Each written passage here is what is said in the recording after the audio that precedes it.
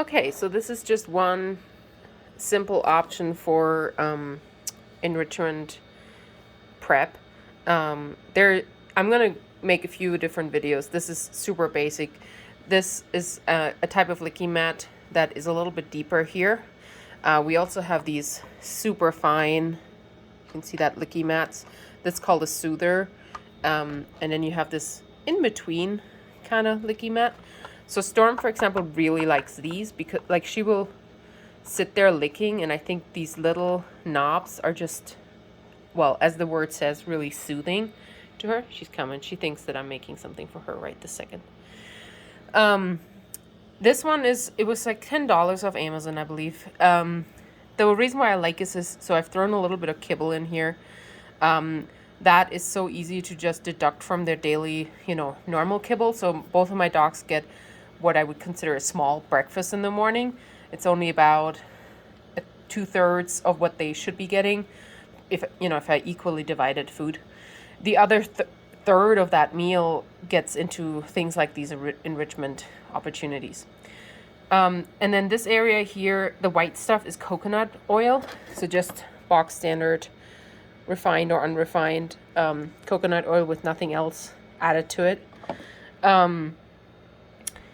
You can't use like too much of it because obviously it's fat, but it's healthy fat. So I like to use it because it's a little bit thicker than some of the other pasty stuff that I use. So for example, this is pumpkin. Pumpkin is always great. It really helps keep their, digestion working well. And they most dogs I know at least like the taste of it. And then I also added here, it's really hard to see. You see a little bit of liquid there. I added their daily dose of fish oil into this as well. That way I just don't add it later for their dinner or anything, and it's already in their Lickimat. And they like the taste of fish oil too, so they'll lick it out. The wet stuff in here is, it's a bone broth essentially. So I got this powder off of Amazon. Honestly, there's tons of different of these kinds of powders. I tried to find what I considered was like the cheapest one. And I made it up. It's not, you can see it's not super smoothly made up. You can see little pieces. The dogs don't care. They're going to like it and eat it. The reason why I added this to the kibble is it kind of soaks the kibble a little bit, and it means it freezes a little bit better together into this form. And then it also means that all of these little holes become like, like popsicle-like ice sheets that they want to lick because it has a good flavor. So she's already like, can you please give me some of this? Yeah, so this is a super basic. It just takes a couple minutes to prepare. And then I put them in the freezer. When I prepare the soother with also something like pumpkin or fat-free plain yogurt is another staple for me. So then you don't have to use a lot. You can spread it out really nicely. I usually don't freeze it. The reason why I personally don't freeze it is that when I freeze these things, sometimes my dogs will actually eat it faster because they can break it out. Like it comes out in pieces.